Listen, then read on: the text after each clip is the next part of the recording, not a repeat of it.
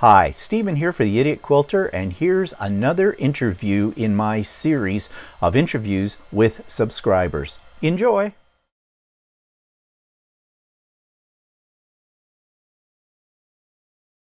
Okay, so this week's interviewee is Brenda. Brenda, how do I say your last name? Logan, Logan. Okay. And so we're just going to go through the questions, the usual procedure. If people are regular on here, they know how that works. And I'm really glad that you agreed to this because I'm really quite excited to have you on as an interviewer or interviewee. And so without further ado, I'm going to ask you the first question. Well, we already know your name, Yeah. Brenda. And where are you located, Brenda? I'm in Edmonton, Alberta, Canada. Okay, so another Canadian, which is always good. I'm always thrilled to interview Canadians as well on here, since I'm one as well. So, Yes. How long have you been quilting and sewing? Oh dear. Okay, I just realized I have to do math. I'm 62 now, and I started as a child. I started my first hand sewing and all this stuff. I was like probably before school, so like 4 or 5, Right. somewhere in there, where I was hand sewing because whenever my grandmothers and my mom pulled out their sewing stuff, I was there. I was just drawn to it very, very young, and both grandmothers and mom quilted, so I guess the whole, the Jedi thing, the quilting Yeah. force is strong with the sun or whatever, and it's like, yeah, so I started sewing Barbie clothes when I was a kid, and my Barbie quickly became a clothes horse. So, and it was a way to keep me still and quiet. And okay, if we're gonna be here in the sewing room, there's your scrap bag, go deal. So So that's how it. So that's how it basically, all started. Well, not really, because no. I went. We were being babysat by the neighbor lady, and I grew up on a farm. So we were dropped off at another farm close by, and she hand sewed quilt blocks out of Fortrell. Do you remember Whoa. Fortrell? Like Yes. like she was doing, and knits and all this stuff. Like she had all that kind of stuff. And so I was fascinated. I was just like, oh, cool, And I asked her if I could watch, and she was okay, because the other, the other kids, they were watching TV and whatnot, and Right. I'm just fascinated on her, and she was making bow tie blocks, the old-fashioned bow tie blocks, right? Right. You have the center square, and then you have the Y seam blocks around, Yeah. and she was doing it out of Fortrell. And I sat there, I guess, for like 2 hours or 3 hours, just fascinated. She said, "Well, it's time to go to bed." I said, "Are you going to be sewing tomorrow?" And she goes, "Yeah." "Oh, I will." I said, "Okay." And I just tore off. I brushed my teeth, went to bed, and there was no issue. The next morning, it was like, you know, when are you starting to start sewing? And, it's just like, she was like, wow.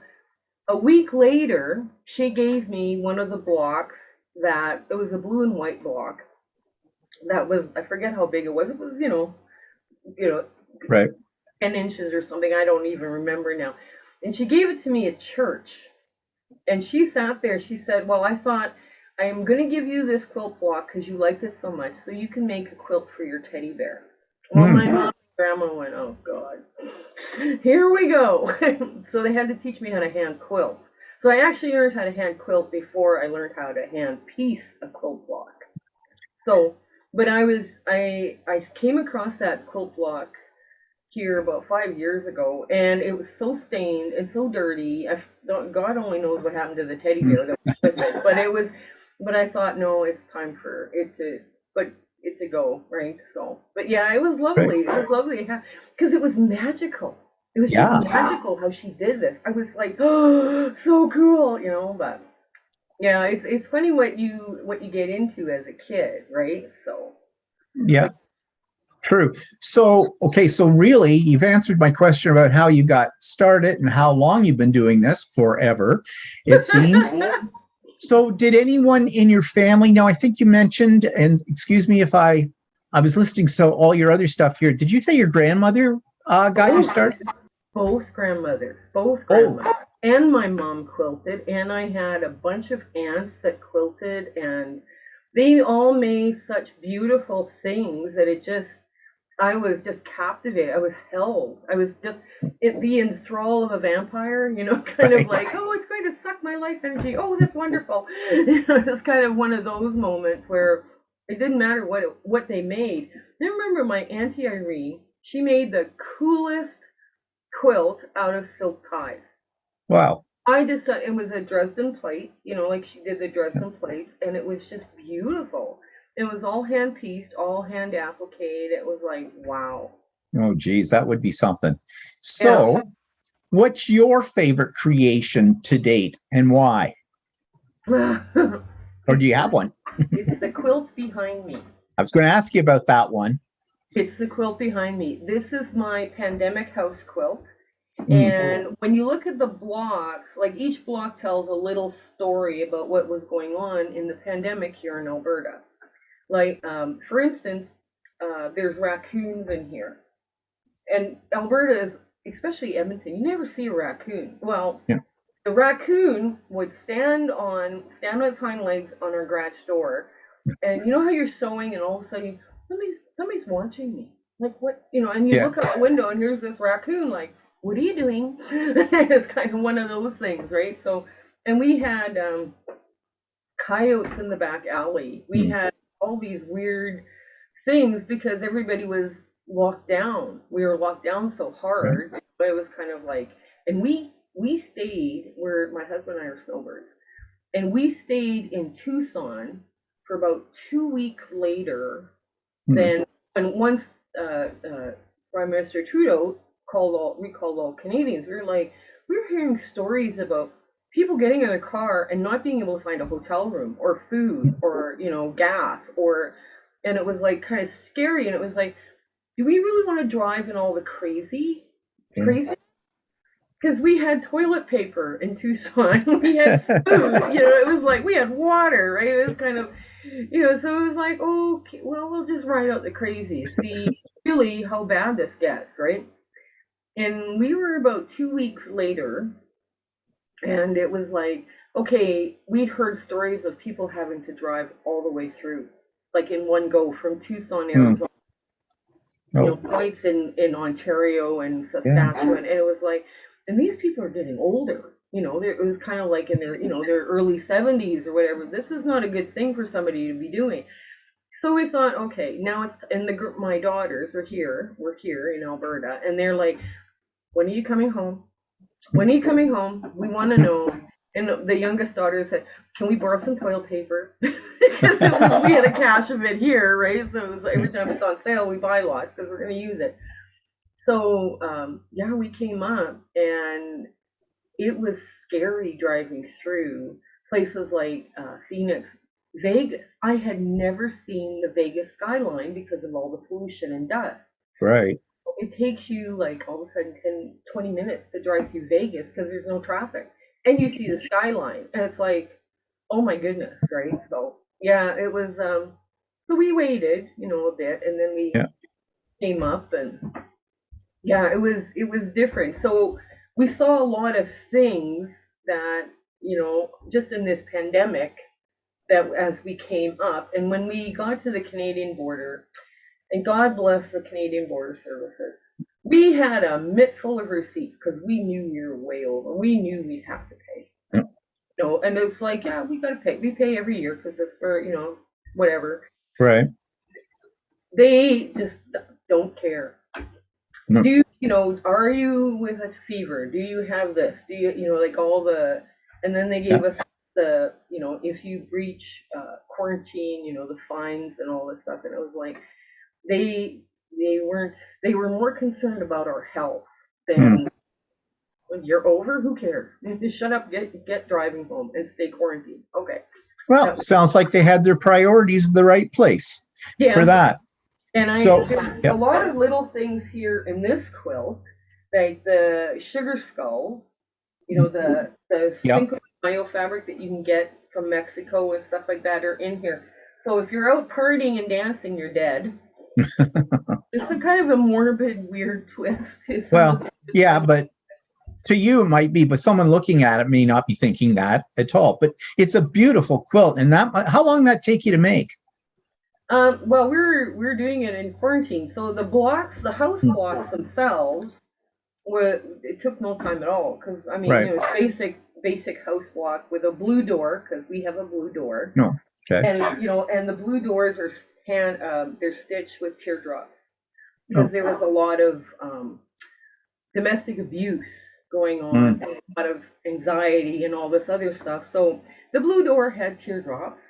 Yeah. And it probably took me about 2 months. Yeah. Wow. I would have thought longer. Yeah, from start to finish. Yeah. Because like once you get fixated on doing something, it's like you're not thinking about all the craziness that was going on in the world. So right. Well, it's a beautiful quilt, and it's definitely a unique quilt as well. So it's one, you pull out years later, tell people about, the story behind it, because this one definitely has a story. I can see that with it. So moving on then, what type of quilter or sewer would you call yourself? Are you more traditional or modern or experimental, or how would you characterize yourself? I'm not sure. I like it all. I love the traditional quilts. I love that simplicity and how you can take those blocks and morph them into all sorts of cool and unique things. But I also love the clean lines of modern quilts. The unexpected background, the negative space, all the quilting. I mean, I love that. I love the crazy scrappiness. You can tell, right? But I mean, so I am just I feel like I'm an amateur in some respects, but I mean, I love it all. We had quilts shows here in Alberta right now, I'd be going, wearing a mask. I don't care. I would go, but we're not. So yeah, it's one of those. I go to it all and I love it all.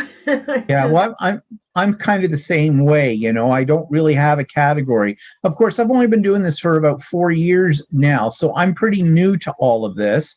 And so, yeah, like yourself, whatever grabs my fancy at the time, I want to try it.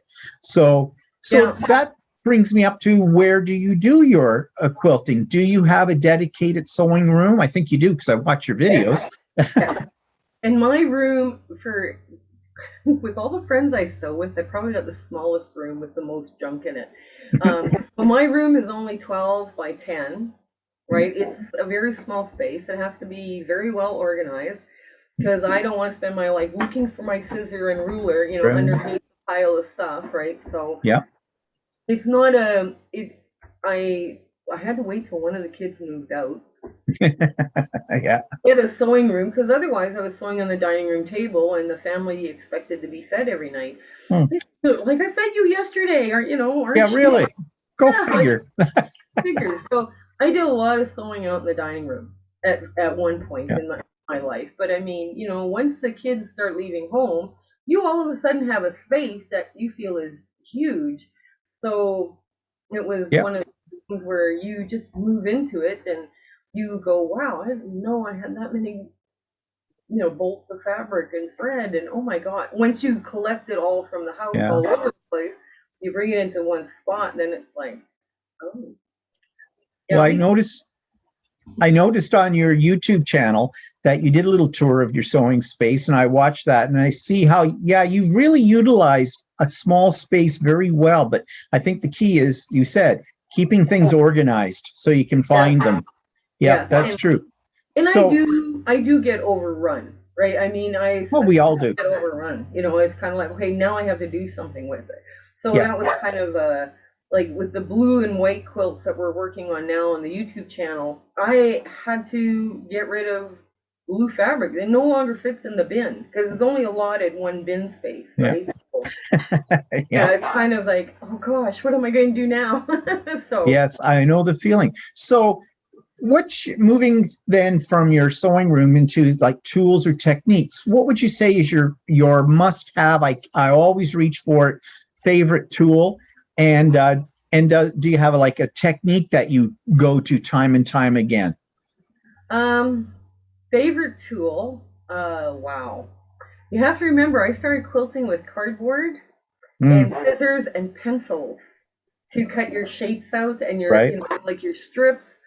So the rotary cutters and mats and rulers are like revolutionized Mm, quilting, right? I mean, if you started with those techniques with the cardboard, and mm, a funny story about cardboard, we would buy pantyhose when women wore mhm. pantyhose. And my mother, we would get home and immediately she'd open up the package of pantyhose and take the cardboard out and hand you back it was like, gee, mom, hey, it's any cardboard cereal box, anything came. I mean, that was kind of like, it Yeah, was because you can use it over and over again, right? yeah, Yeah, and I mean, I've found a lot of her cardboard templates in her right. sewing machine, right? So I mean, and my grandmother's, and they would share them. They would write on them what they're for, and they would share them around, right? So it was Yeah, like, yeah, these things were valuable, right? So, but yeah, yeah, my favorite tool has to be the rotary cutters, the rulers, the mats, because yeah. it makes it so much quicker. It streamlined the whole process. I mean, I can cut out an entire quilt in one day, in an afternoon. Yeah, Yeah. okay, that works. Techniques. Uh, I have been doing a lot of applique on my channel because we're doing charity blocks and art blocks and Mhm. whatnot.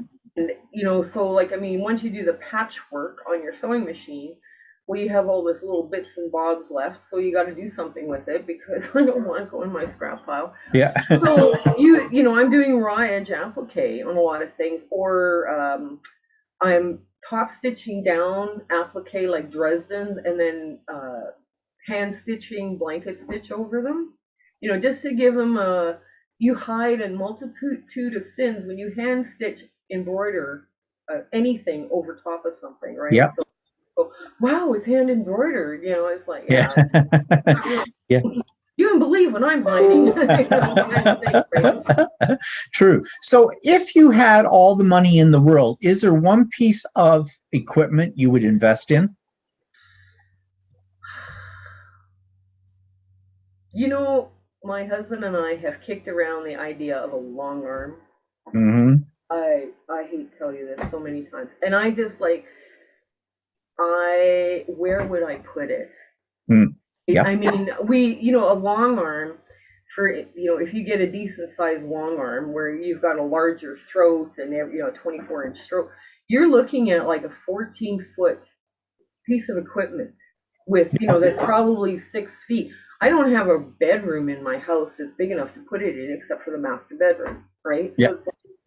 and you have to be able to walk around it and you have to be able to crawl under it, and it's just I and well, we can make space in the basement, and it's like, all right, think about this, right? I mean, it's huge. Like, Yep. where are you going to put this, right? And I still like that whole the vintage way of quilting, right? Because this is the machine I learned on. This one here, it's a Yep. 301A. This is my mom's, and this is the one I learned on. And I have Mm. two other ones that are beige that I would take everywhere. And then when we're in Tucson, I quilt on a 1915 Singer that was a commercial embroidery machine at one time, right? Mm. So I mean, the whole idea of like getting a long arm is really cool, but where would I put it? Like, Yeah. it was kind of like you can wish for things, but and some of those, Practicality. yeah, and even those sit down the mid arms, the smaller ones. I mean, I watched my girlfriend I'm cutting a project out while we're chatting, and she's laying on her back cursing because a little piece of thread is jammed up inside her mid arm and Mm. it won't stitch anymore. And I'm like, I don't know if I'm flexible enough to be, standing on my head to pull out, bits and bobs of Yeah. lint. So I did, I kind of sit there. I'm very happy where I'm at, and I'm very content with the tools I have. So Yeah. no, I'm not. Yeah, Not, yeah. yeah. Sometimes it's easier if you have less stuff, That right? is true. That is true. I mean, long arm is on my list of things I would like to, but the same as you. I don't really have, I do have a space I could put it in, but it's not the most ideal space for it. And then, of course, yeah, the price of them, like, I know. wow, I could have a new car. Well, and they have the Gracie frames too, which are like Yeah, you would do a large quilt, like a queen size quilt in quadrants, right? yeah, And those you still need room. Like I would have to empty out a bedroom to put even a Gracie frame in. It would fit, but now you're yeah, dealing with a great big machine that I can lift this and carry this to, sew dates where now I'm dealing with a big, basically a long arm sewing machine that I can't lift. And I'm yeah, like, you know, yeah. Well, if it's not broke, don't fix it. So if you've got a situation that your setup is working for you, and then yeah, that's the way I look at it. I'm determined to learn how to quilt using my domestic machine, and with each quilt you do, you get a little bit more knowledge, a little bit better, right? Practice. well, and when it comes to like quilting, my meandering sucks, so I don't meander. Right? Yeah, I don't know if I can say that word here, but I don't meander. I tend to with this quilt, I do a gingerbread, like a scallop edge, like a gingerbread right. color, with little scallops, and then lines, and going around and doing swirls and hearts, and in a little confined space, it's easy.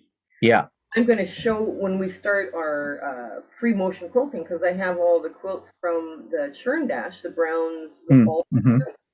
We're going to start doing on the YouTube channel. We're going to start doing free motion quilting, how I do it. Mm. I cheat. I pin based and all this because I mean that's where I'm from. But I mean, Yeah. I just cheat, and I'm going to show people how to cheat on this. Yeah, I'm looking forward to that because I want to cheat too. Yeah, because people, it's overwhelming when you've got like even a twin size or a couch throw. What do I do now? Right? Yeah. Well, all sorts of things you can do, right? But the first thing is cheating to get it stable enough so you can start pulling out pins without it having puckers and everything. Yeah. Right? Yeah. So, I just recently started pin basting. I was always doing spray basting before. And although it takes you a little more time, it's well worth it because, like you said, the little tucks and things, I get very few of those when I do it this way. And that makes me happy. When I hand quilt, because I also do the handwork as well, I either pin based or thread based, and you get zero pucker. Yeah. Well, much more control there too, eh? Yeah. So my next question then takes me to, have you ever belonged to a guild or an online group, for quilting or sewing? I belong to two guilds here in Edmonton. We have the Edmonton Modern Guild, Quilt Guild, and we have the Edmonton and District Quilt Guild. And it's kind of like, because I like both techniques and styles, right? So I belong to both of those, and we have two other groups that I manage online on Zoom meetings, just like this. But and they're very, very talented quilters. These ladies are just like, I'm always in awe of them.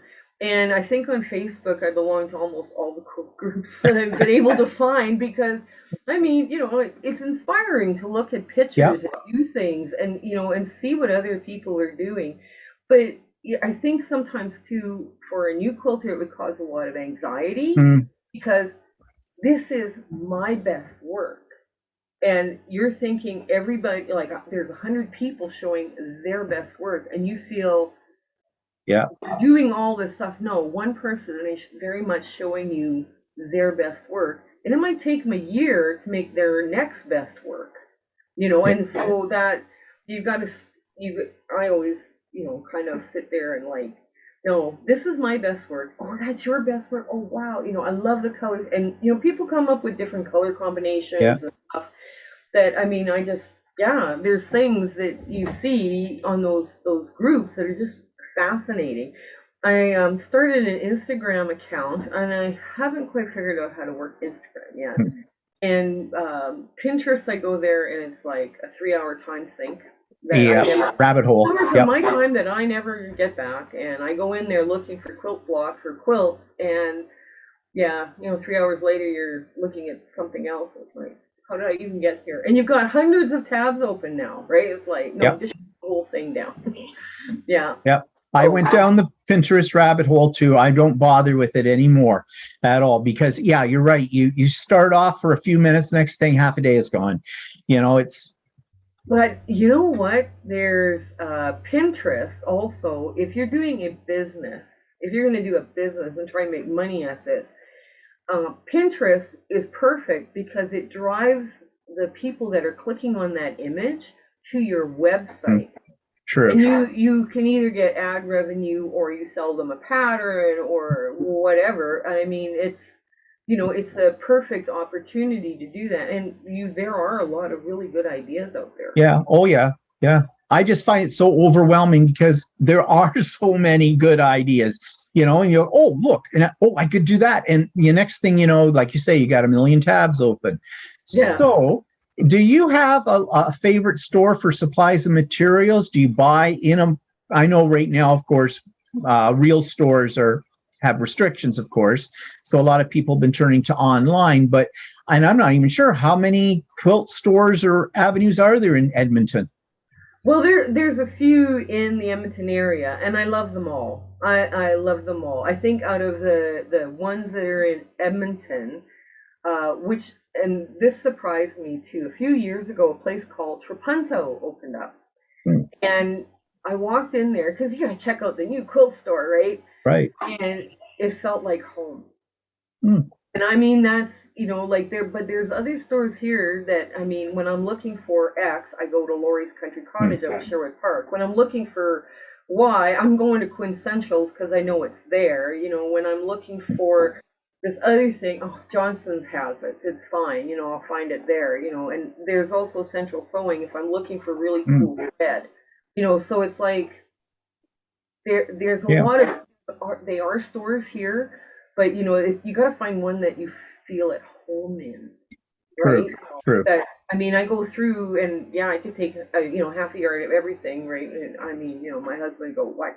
And there's also the online stores. Now,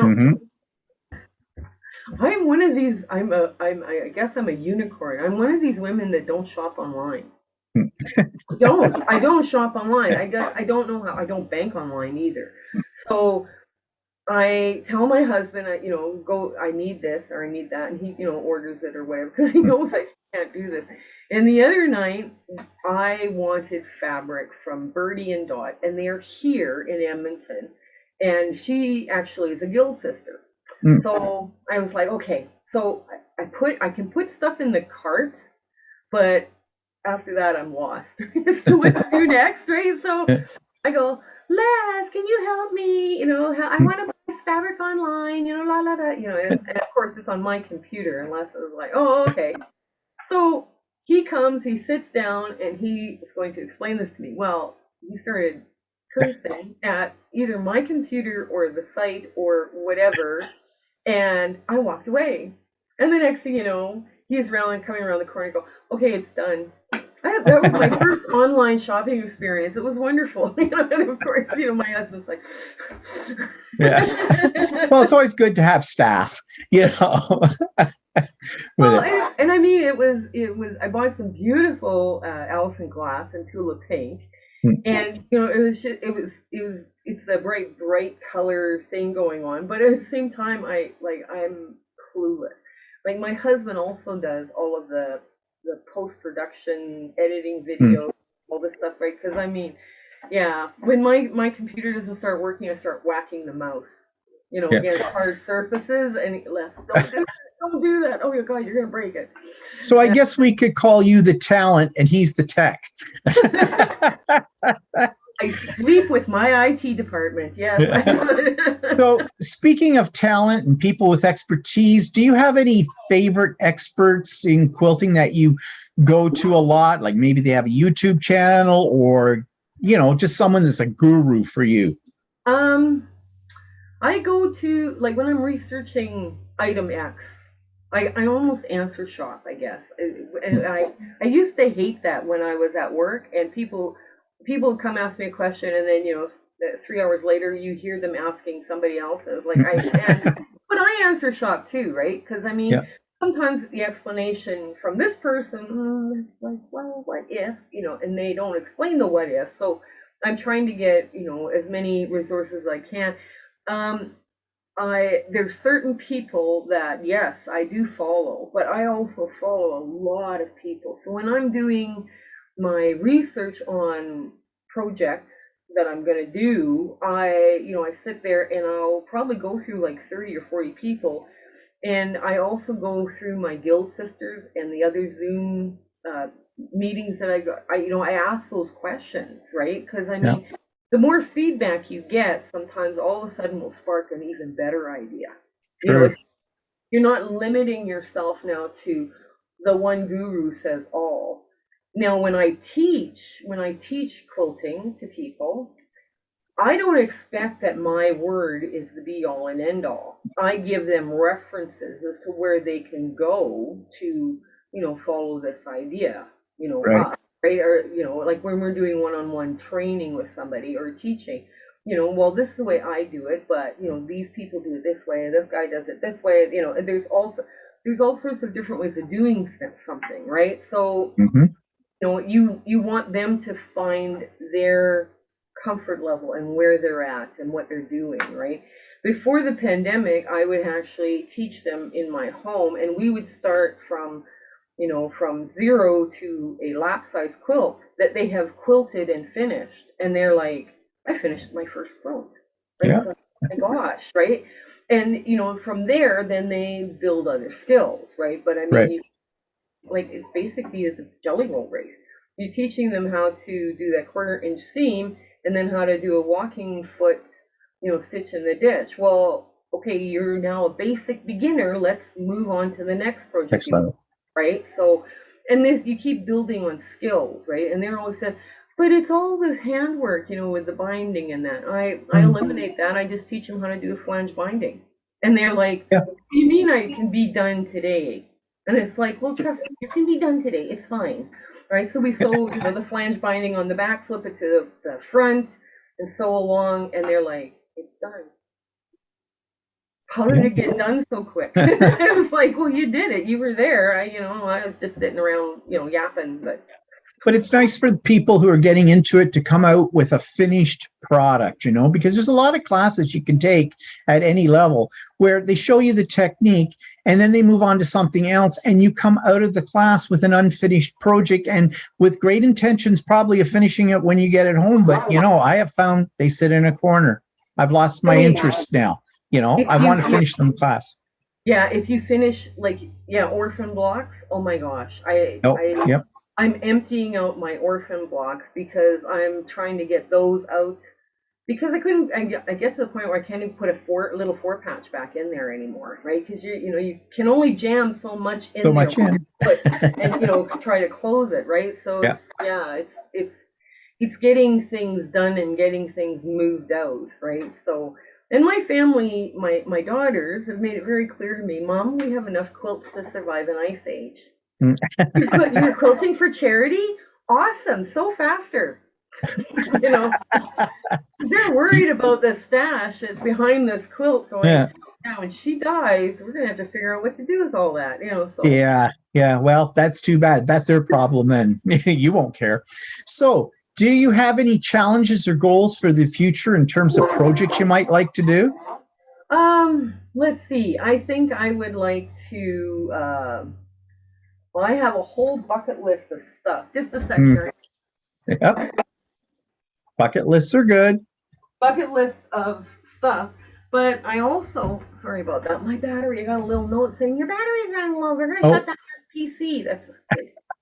So I have a bag of ideas, and I'm a doodler, drawer, or whatever. Like, so mhm. a piece of paper and a pencil, I do my shorthand in a block. Like, I draw out the block, and I do shorthand, and I explain to myself how to do this. Well, my bucket list is papers that are this high. So, Yeah. like, oh my gosh. And some of them I have done, some of them I haven't done. I've made like the one block, do a test block to see if all the pieces fit together and whether they're, Right. yeah, now to sit down and do actually the quilt, yeah, no. I haven't got, I've got lots of things on my bucket list to do that I've created. So it's kind of like to sit and do the Dear Jane, no. Yeah. I've already did the anthology quilt, and I don't know if you, Chandra Lindsay out of Boise, Idaho, was running the anthology quilt, and it's a book of all Civil War blocks. There's 187. Don't quote me on the number, but 180 something blocks that you do to make these quilts. And I finished that one, and I was like, It's kind of like the precursor to the Dear Jane. Yeah. And I'm like, as soon as I finished it, I went to my bucket list, struck off Dear Jane. Like, I ain't doing that. Yeah, I started a Dear Jane, the same thing new. That's not doing that. Well, and there was a bunch of us that were doing it, and we hit baby bows where you put 75 pieces into a block that measures 4.5 by 5.5. Yeah. And it was like everybody went, hell no. Yep. I ain't doing that. And they stopped, and that was like block 20. And I figured, no, I'm going to finish this. I still have the bags of stuff to do and put together into a quilt, but I have all the blocks and I have duplicates of the blocks. Oh. Because I'm a good piecer, but I don't do sample quilts where I only make one block. Right, so I was trying to use up my Civil War colors that were in my stash, so I was trying to make as many blocks as I could to get rid of them. So, but yeah, it was right now I've gone on the back burner, and this is one when like I'm really stressed out, and I'm just not happy, and you just hate everything like this. Yeah. I go and I do the crazy pineapple quilt from Bonnie Hunter. Oh yes, yeah. And it's the 45 pieces in a little square. I'm working on my third. I find I sit and I do like even 1 or 2 blocks out of there. It's like coming back from the spa. Yeah. It's wonderful, because I'm just so relaxed then that it's like, well, I should pull this out more often. No, I'll leave it until the next day I'm stressed out. Yeah. Well, that's term projects, right? So Angela Walters would say quilting is your therapy. So now I consider people who make quilts artists. And I think anybody who does quilting or in the textile world would consider it art. But I've run into the fine art snobs who, if it's not using traditional oil paint or watercolors, if it's not hanging in a museum somewhere, if there isn't a price tag on it, and if you're not making your living doing this, you are not an artist. Well, I beg to differ on that. So as an artist, how would you describe your form of art, or how would you label yourself as an artist? What I mean by that is, are you experimental, innovative, I'm very original. I like to do like far out techniques or whatever. How would you describe yourself? Starving, because I've never made a dime quilting. I mean, the reality is that people don't understand how expensive it is to make a queen. They just don't. And when they hear what the raw materials are going to cost, they're going, oh my gosh, can you make it cheaper? No, I can't, because that's the raw materials, right? That's the cost of the raw materials. Like here, I don't know what the prices are like in Ontario, but here, a few years ago, I priced out a queen size quilt and what I would need and how much it would cost for the backing, the top, the batting, the thread, right? And it was $663. You're not paying a dime for my time. You're just paying raw materials. For the raw materials, yeah. And they were like, how much? And I was like, yeah. So, I mean, if you're not going to give me the materials to do the quilt for you, I can't do it, right? That's exactly it. I don't do commission work. I absolutely refuse to do commission work because I tend to be a little more, my stuff is quirky. It's, the other thing, what you were talking about, like most people don't believe that quilters are artists. I started out, I painted, right? Like I painted large scale canvases when I did paint, and I don't paint anymore. My younger sister is an artist, and she paints Mm. canvases and all this stuff. And I told her, I said, quilting for me is I'm just using a different canvas size than you, and I have all the colors that you have, and Yeah. all the only thing that's different is our imaginations and what we're going to do with your paints, right? Your paints are this, and my stuff, my fabric is this. So I could probably do some, less traditional things and still make something, quite beautiful. And she was like, yeah, when she started thinking of it, yeah, it's just a different canvas. And she all of a sudden she's like, yeah, you're right. It is. And It's completely yeah, different. and I But like that terminology. It's just a different canvas. I never thought of it that way, but I'm going to use that. I like and that. she wants to do some. She has an idea list as well as to what she wants to do, and all of her stuff is large scale canvas. And I sat there and I said, "See, as a quilter, I can do whatever scale I want. Yeah. Because I just build my canvas. Well, and so do you because you just need your wood and your canvas that you paint over, right?" And she was Yeah. like, "Yeah, that's right. It's just a different size canvas and different medium. That's all." Yeah. So I guess in answer then to my question about what kind of artist you are, then I would say that my description of you would be, you said you were quirky. Well, I would put quirky as experimental, Okay. thinking outside the box, kind of a thing, and trying stuff that's new. That's what I like to do too. And I think quilting allows us a lot of opportunities to think outside of the box as well. So my last question for you today is if you have any advice to give to anybody about who are getting started in this. I mean, you've been doing it for your life, basically, but a brand new quilter coming into this, what would be one or two things you would recommend to them?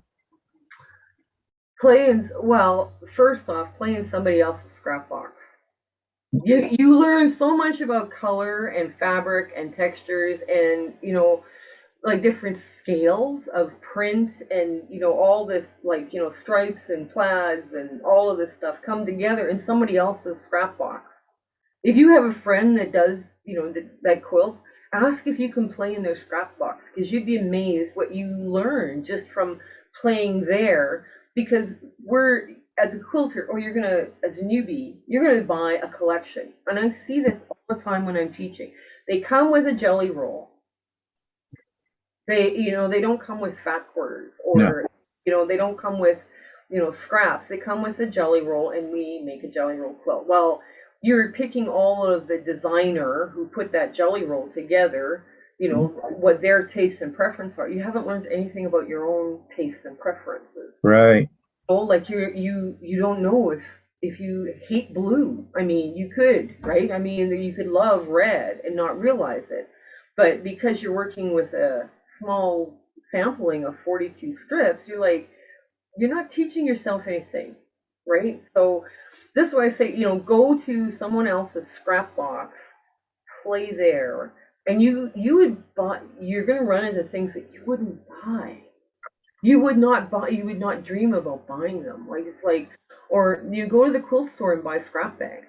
If you don't have a friend, if you Hmm. have a quilt store that will sell you, like a scrap bag of stuff, and say, Right. well, there's like a yard of fabric in here, it's, $12 or whatever, buy them, right? Because they try and color coordinate from all different types of fabric, and they put it in there so that you can play. Yeah, and it takes you way out of your comfort zone a lot of times Yeah. too. Let's say for instance, you like jewel colors, right? Jewel tones, like the cobalt blues, the amethyst purples, the teals, the green jade, like that kind of thing. And all of a sudden, you get a scrap bag with reds and browns and oranges. You have to now think about this differently. Right. Right. And it's okay, what am I going to make with this now? How do I add it into the stuff that I like? How do I play? Kind of thing. Because you're sitting there like, if you don't learn anything, well, if you keep buying the big packs of fat quarters, I buy them, but I never use them together. I take No. them first amongst my stash, and then I pull out of my stash what I think will go else will go with it. Where other quilters are like, but you just leave it together, it all goes together. Yeah, you have the same quilt that everybody else has. I want Yeah, something, exactly. right? So yeah. Yeah, I do what you do. I pull those all apart with it too. I mean, sometimes it's nice to get a collection that you know it's going to coordinate, especially if you're going to do something really quick and you know you just don't want to spend that time going through and picking all out. But yeah, you know, again, that's thinking outside of the box. So that's good advice. Now, Yeah. what well, I know about your YouTube channel, but maybe you would like to. I'm going to put a link to your YouTube channel in the show notes for this interview when it goes up. But is there anything you'd like to tell people about? Like, give a plug for your YouTube channel. Where we're trying to do is explain quilting and how really there's no rules. Everybody does this different, and the more techniques you learn how to do, yes, there's some people only have a finite amount of space in their brain now, but I mean, like for half square triangles, right? There's more than one way of skinning that cat because I mean I at least know 8 different ways of making half square triangles. And depending on what I want to do or how I want to do them, right? I mean, this is how what happens, right? So don't limit yourself to one way of doing things where there are several different options, right? And you learn lots about fabric and how it works and how manipulate it. Some fabric is not good, on a bias, all these things. The more you do, the more you're going to learn. Right. But yeah, and but don't limit yourself. Don't put yourself in a box. I mean, like in your working career, you're going to be put into a little box of what you're able to do and what your skill set is. As a quilter, take yourself out of the box and just go have fun. Don't stress about stuff not being the right size. Don't stress about, gee, my Dresdens don't work out to the size that I thought they would. Don't worry about it. You're overthinking it. And overthinking will steal the joy away from what you're doing. You have to be happy in what you're doing if you're going to have any success at it, right? Because as soon as quilting becomes a chore, go find another hobby. Yeah, exactly. If it's starting to stress you out, yeah, no, this is probably not the hobby for you. And if you just let go of all those rules, it's not bad. It's fun. It can be all sorts of fun. And on your YouTube channel, you have the case studies on the blocks and things. And I think what you just said now is exactly what you're showing people with those case studies. Yeah.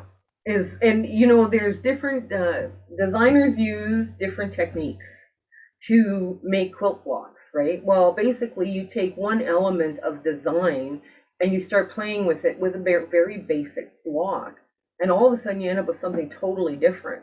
Or you changing one element, or you do those stitch and flip corners or add-ons or snowballing or whatever the current term is, or you do fussy cutting or you do any of those skills, all of a sudden you have a very different block, right? That's, just from taking those one little element of design and, doing it. Like I think the biggest one that we get asked about is scale or elongation, right? The scale is where you go, you make it like twice as big as normal, or tiny, half as big as it normally is. And then the elongation, right? All of a sudden you get a very different whimsical look to something, and it's unexpected, right? Yeah. I mean, I don't like quilts that, it looks like they all came out of a cookie cutter. It's kind of like the same thing all right across the entire quilt. I like little breaks of this and that and different elements in there, and and you have fun with it. You just go, yeah. Yeah, I think so. And I think too, what I find about your YouTube channel is because you're showing different ways to do things and what one feature can change a block into something else is, I think that's inspiring. And I think it shows people, especially people who are new to quilting, just that you aren't limited by what the pattern tells you to do. And you're not limited by someone's pre-selected colors and things like that. Be daring, get out there. And I think that's the fun. That's the fun of quilting. And that takes me right back to it being an art form. And I tell people when we're picking our palettes, okay, like for the friendship star, it's all blue and white. It's blue and white because I ran out of room. I'm overrun with blue. I have got lots of blue scraps, and I've got too many fat quarters to go back into the box.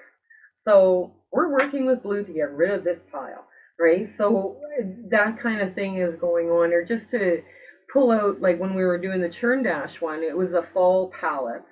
And that fall palette, I mean, you start pulling out 4 different sets of scraps because I organized my scraps by color. Well, all of a sudden, you know, I last week I had to buy scraps because I ran out of scraps. I'm down to three. I was down to 3 small shoe boxes of scraps, and it was like, oh dear. So it's time. Yeah, I got to go get some more scraps, right? But Yeah. if you're not using your scraps, that's wasting your money. Well, right? yeah, really it is. So anyways, that brings me to the conclusion of my questions. Is there anything just before I say goodbye and that you would like to add? Anything that comes to mind? Stephen, I really want to thank you for all the support you've given our little channel. I love to sit and listen to you and listen. You have your what you do for that hour, and then you and Walter. I love to sit and hand quilt with that. Oh, well, thank you. It's a fun chat, and sometimes there's funny things that make me laugh, and there's other things that you're very creative across the board when it comes to the ones that you do solo. But it's very interesting chat, and I always look for things to listen to while I'm hand quilting. And it took me a long time to actually, okay, you have to comment on that and thank them, because I spend a lot of time listening and doing other things, so I would never comment. I would hit the like button, but I mean that, no, actually. And I want to thank you for all the support you've given. Well, you're welcome. It is just truly amazing, and I'm amazed at the community. I think it's just a wonderful quilting community and arts and crafts community we have here. So yeah, I would agree. There's always going to be somebody around to show you how to do something, right? So. Yeah, that's true. Well, thank you so much for this today, Brenda. I found it really interesting. I love your approach to things too. I think it's very inspiring, and I'm sure that the viewers of this interview will feel the same way. And please stay on the line for just a minute, but I am going to stop the recording. But thank you again so much for agreeing to this.